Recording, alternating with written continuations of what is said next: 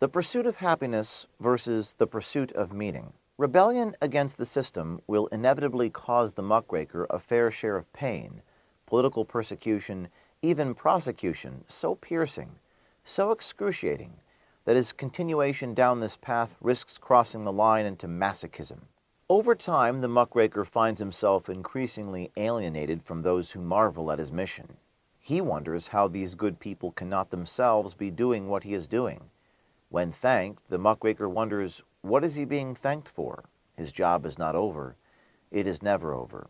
He has barely scratched the surface. You are under arrest. The verest simpleton amongst us, drawing on all life's experience, can gasp out only, "Me? What for?" In your desperation, the fake circus moon will blink at you. It's a mistake. They'll set things right. The nadir. Just like any survivor of psychological abuse, the American muckraker over time starts to realize a new kind of superpower. Reborn through baptism by fire, he is invigorated by the knowledge that he is no longer a slave to fear. Fear may grow inside of him, but he does not let it affect his decision-making. No one can deprive him of his reputation. He has already been deprived of that too many times through declarations from credible journalists. Credible not by virtue of the evidence they present, but by virtue of their own decree that they are indeed credible because they say so. Their credible sources, anonymously sourced, are permitted to contradict incontrovertible evidence. So, the deprivation of your reputation is based upon the vanity of a self-anointed racket. Although pernicious, this still brings a new type of freedom. And there is one more freedom. No one can deprive you. You have already been deprived of them. What does not exist, not even God can take away. And this is basic freedom. This is an age where the loss of one's Twitter account is treated like the loss of one's life. It is an age where people assign more value to their perceived image on Instagram than they do their own reality. They will hesitate to speak the truth because in this age there is a perverse incentive that actually rewards people who don't speak the truth. So this moment becomes the nadir. Your soul, once dry, ripens with suffering. A cloud of claustrophobia forms, hovers, swallows. You curse your circumstances. You simultaneously regret the actions that led you to where you are, yet at the same time you have no regrets at all because you told the truth and followed your conscience. You are being punished for doing the right thing. But with this self-torture reveals the dichotomy of man. You start to embrace the punishment, a break away from the evolutionary instinct of responding to positive stimuli as the good and true, and that is where your ascent begins. As you sit atop a heap of defamatory articles, you are pushed further and deeper. You are broke, unemployed, and abandoned. Your allies whisper and murmur about how toxic you are and whether you can survive this latest misstep. Amidst this, you tend to go over your life with a fine-toothed comb and ponder that unrelated transgression of yours for which you have now received this blow.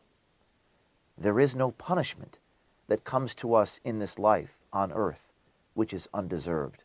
You repent in a more private place than the confessional, not before the state or before the yellow journalists. Yes, you do begin to repent, but before yourself. You will know that life is pain, that each of us hangs always upon the cross of himself. And when you know that this is true of every man, woman, and child on earth, you will be wise. You may find that being confined to a room for 3 years nourished your soul. Your clean conscience, like a clear mountain lake, shines in your eyes. Political persecution, no matter the degree, inflicts a unique type of torture. You witness oppressors repeatedly manipulate their power. You witness those under the banner of justice declare, like the tyrant O'Brien did in Orwell's 1984, that the object of persecution is persecution.